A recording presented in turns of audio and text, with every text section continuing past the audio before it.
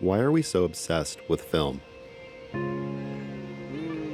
Maybe it's because film has its ability to capture memories, the ones that feel distant, faded, like a moment frozen in time. When we look back on memories, they're not crystal clear or oversaturated. They're softer, more forgiving. They have a warmth, a texture that feels real. That's the allure of film. It's timeless. Even in an age of ultra-sharp, high-res digital cameras, we still crave that feeling. It's raw. It's imperfect. Just like us. Just like the world we live in. So that's why in this digital age, I still chase the feeling of film. But unless you shoot on real film stock, recreating that magic isn't easy. The depth, the soul, the texture, it's easy to lose with digital tools. So, is there a solution to capture everything we're searching for in film emulation? Maybe. I'll be giving you my honest review on the film emulation plugin, Dehancer. The good, the bad, and whether or not it's worth your money.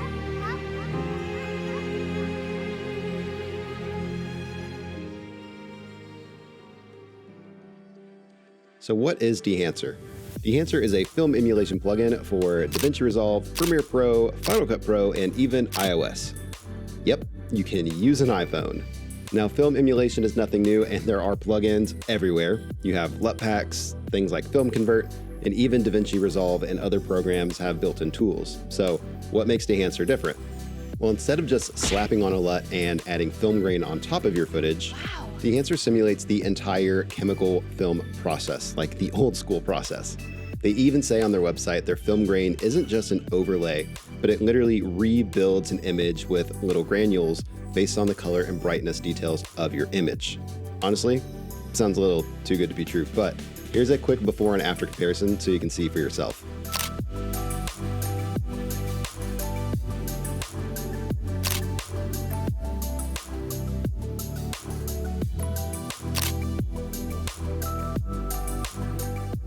Full disclosure here, Dehancer reached out and provided a plugin license of Dehancer Pro in exchange for an honest review, and they did emphasize they wanted it to be honest. So there are no requirements on what I have to say, and they won't see this video until it goes live on my channel. Now with that, rest assured, these are my honest thoughts and opinions on this plugin. So let's get into it.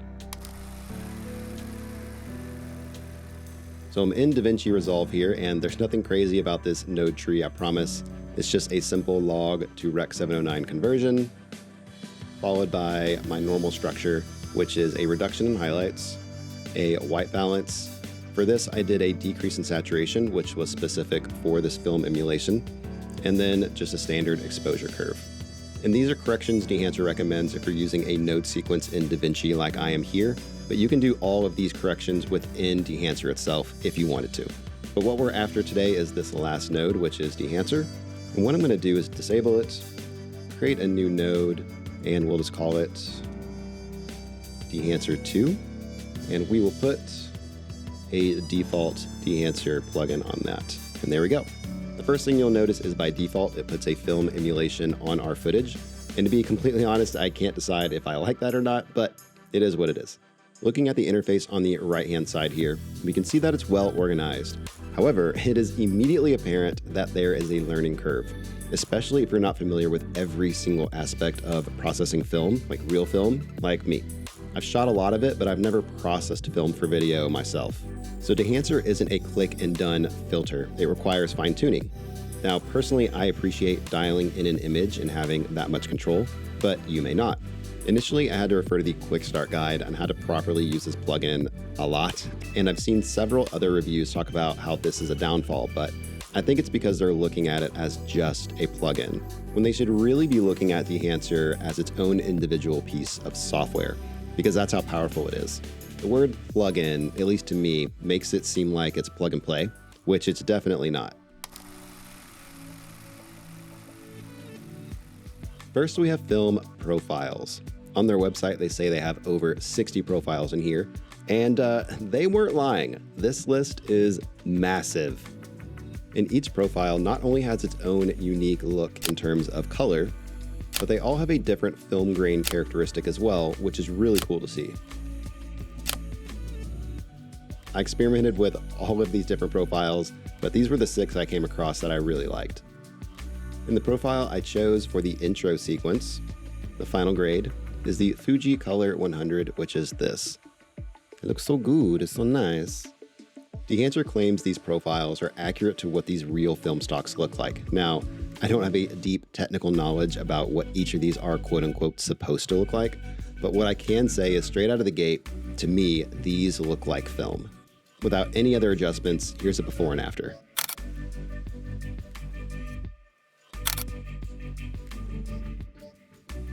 Now let's compare these default Dehancer settings to one of DaVinci's film LUTs, as well as a built-in film grain effect.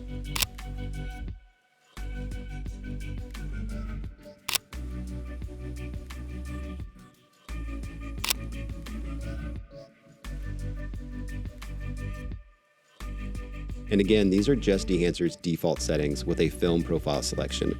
We haven't even talked about the other features that I think are the real secret sauce. Most plugins add a grain overlay which just sits on top of your image like a texture, and every editing software has a built-in film grain effect, and there are other plugins like Film Convert and Color Lab AI that do a decent job. However, Dehancer seems to have the most realistic looking film grain. It is in fact reacting to brightness and colors differently, just like real film. Zooming into our image, we can actually see this. So let's take a look at my son's costume here. So looking at the deep reds, look how smooth and almost out of focus that grain is when compared to the white shirt or even the skin. You can also see that the grain is different on the darker parts of my son's face. And then as we move toward his nose, it's not as prominent or as grainy, for a lack of better words. I would be lying if I didn't say I was skeptical about the claims Dehancer made on their website about how their film grain is different from a simple overlay. But you can clearly see it's definitely not just an overlay, which is why their film grain is one of, if not the best out there, or at least the ones that I've seen. So let's make this full screen again. And then on the right-hand side, in the user interface, we'll scroll down to film grain, which is right here. Now, you'll see once we click this drop-down menu, we have different options like 8mm, 16, 35, and 65. But here's something I found confusing and honestly a little frustrating. So let's click on, let's say 35mm ISO 250. We have an amount slider here, which does exactly what you would think it does. It adds more or it takes away grain. So you can kind of dial it in to whatever you want. And on the surface, it looks like this is the only thing you can change once you select your film grain, but that's not the case. However, in order to change more settings or go into the deeper settings, you have to select your film. So we'll say again, 35mm ISO 250. And then you have to go up to the top and click Custom. And this opens up another menu within your original film grain selection. I love the fact we can change all these settings. I really do. However, it doesn't make sense to have an additional step to open up this menu. To me, I don't understand why all these settings can't just pop up as soon as you make your film grain selection like they do in the app, which we'll talk about later. Because, for example, the amount slider is still here, but if I had to guess, it's because they wanted to simplify the user interface. However, I found myself constantly forgetting to go back into this custom drop-down menu and further tweak my images from shot to shot. I think maybe having something like a beginner and advanced tab that you can toggle on and off at the top of Dehancer would be helpful for those that want to see all the settings in the drop-down menu and for those that don't. I don't know, but you'll see this is a reoccurring theme moving forward with more of these settings. You can also adjust the amount of grain within your shadows, midtones, and highlights individually. Now, why in the world would you want that much control? Seems a little crazy, right? Well, there is a legitimate reason, and it's because when you're shooting on real film stock, your crushed highlights and shadows don't have any information in them, just like if you're shooting on digital. And with that, you lose film grain in those areas. Now, Dehancer lets you adjust these individually, so if you want to creatively crush your shadows for more contrast, you'll lose grain, but you can bring it back if you choose. At that point, would it be 100% true to real film? I mean, no, but that's the beauty of the creative process. You can shape the image into something uniquely your own, and Dehancer helps you do that. And by the way, if you're wondering why I skipped over settings like film developer and film compression, just remember that this is a review video and not a tutorial. So I want to hit on the key features that stand out rather than walk through each setting individually. However, if you are interested in a tutorial video, definitely let me know down in the comments and I'll make it happen. Halation is another place Dehancer really shines. Halation is the subtle red glow or fringe around the bright parts of your image. Not to be confused with bloom, which is a more prominent white glow around the bright parts of an image. Just like before, you select a film profile, and if you want to further customize it, you go and select Custom in the drop-down menu. Personally, this is the one setting I think you have to go back into the Custom menu to adjust. If you don't, I found on most images the default settings just warm up your overall image, and you can't see any halation around the bright parts. You can also enable mask mode, which allows you to see where your adjustments are being made. I also feel it gives a better idea of what each adjustment is doing. I do wish there was the ability to do more advanced masking like you can with DaVinci Resolve, for example. There are some cases where I felt halation was affecting too much of the overall image and not just the brightest highlights.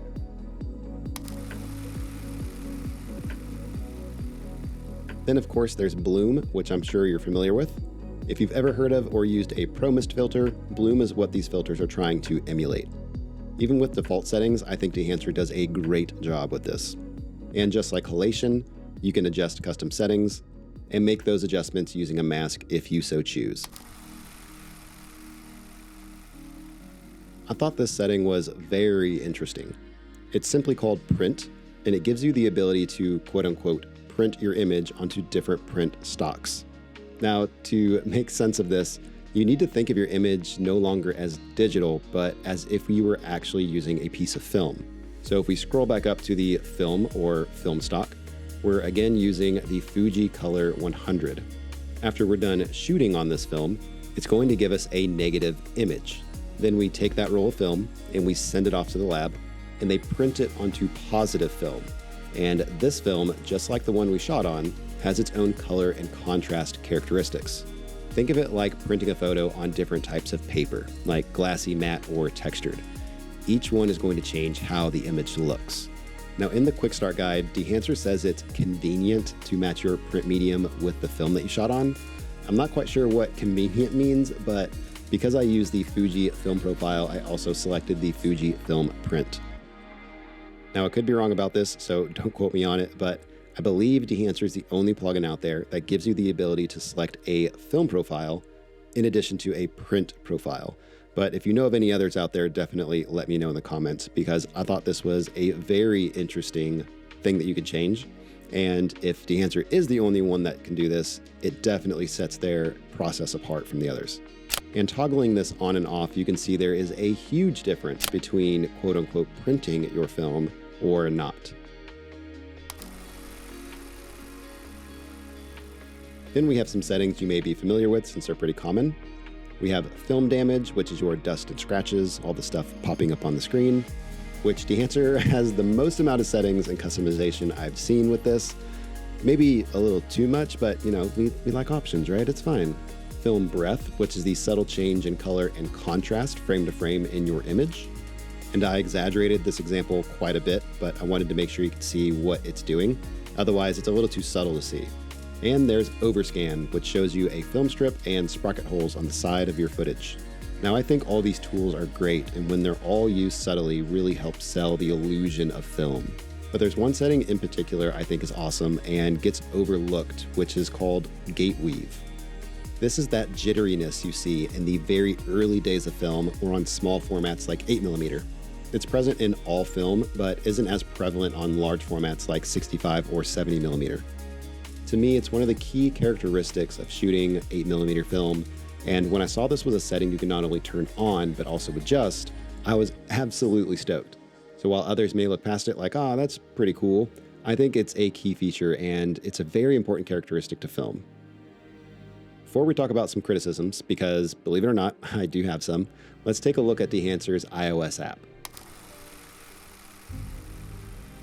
I was impressed that Dehancer was able to bring nearly all of their film emulation tools from the desktop version into a mobile app.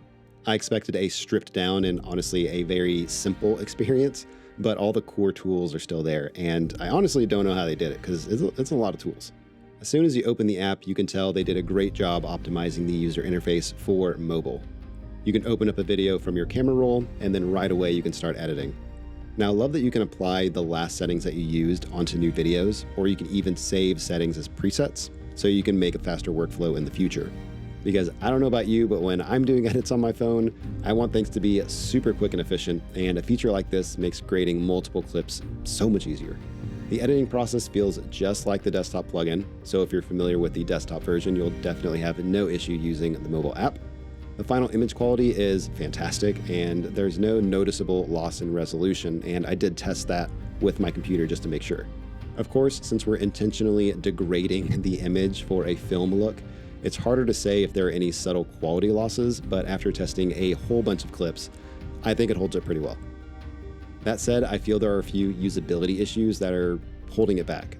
First, playback lag is a major issue. Even with short clips, the playback struggles to keep up after applying a film profile, and it just gets worse with each additional effect added. Maybe this is due to my iPhone 12 Pro Max, which by today's standards is considered old, but I couldn't test it on a newer iPhone or iPad to confirm. Second, the sliders feel sluggish, making it a little difficult to fine-tune your adjustments. A simple tap to enter value option would be super nice here, like they have in DaVinci or other programs, and I really think it'd be a huge improvement. Some effects like overscan, film breath, and gate weave automatically apply once you click on that option, and that's all good and well, but there's no button to actually turn them completely on or off. You have to go through each setting and reduce the intensity individually within each setting, which can be super tedious. Additionally, batch exporting isn't possible. You have to export clips one by one, and export times aren't short. For example, it took 2 minutes to export a 9-second video and over 6 minutes for a 1-second clip. Now, this didn't happen often, but I did occasionally have a failed export, and dropping the bitrate seemed to fix this, but obviously at the cost of a quality loss. All that said, if photos are your thing, this app is so good. It's so good. Plus, they have a photo-specific app, which removes all the tools that you wouldn't need for still images. So while the app seems best suited for filmmakers editing directly on an iPhone rather than the casual social media creator, its performance issues make it difficult to use efficiently. If Dehancer improved playback speed, added an on and off toggle switch for effects, and optimized export times, this can be an excellent tool for mobile filmmakers. And yes, in this day and age, a mobile filmmaker is a thing, like it or not. All right, we're back on the desktop, so let's talk performance. While it's pretty obvious I'm impressed with this plugin, there's a pretty big elephant in the room. Dehancer is an incredibly powerful tool, but that also means it's extremely processor intensive. If you're working on an old or slower computer, you will have playback lag, period, especially if you stack multiple Dehancer effects. Now, I'm using a 2021 M1 MacBook Pro, and in order to get no playback lag, I have to bring the playback resolution to 1/4. Full resolution is completely out of the question, and even half struggles to keep up. When it comes to ease of use, Dehancer definitely requires more tweaking when compared to something like Film Convert. I also think the user interface could be a little easier to use. Something like a basic and advanced button you could toggle on and off for those that want full control or just base control would be nice to see. It's also not what I would define as cheap. But by the same token, when you compare it to other film emulation plugins like Filmbox or Color Lab AI, for a lifetime license, the price suddenly doesn't look so bad. Additionally, Dehancer has a monthly subscription if you prefer a more flexible option like that. Lastly, for those who want to create content on their phone, Dehancer has an iPhone app. Sorry, Android users.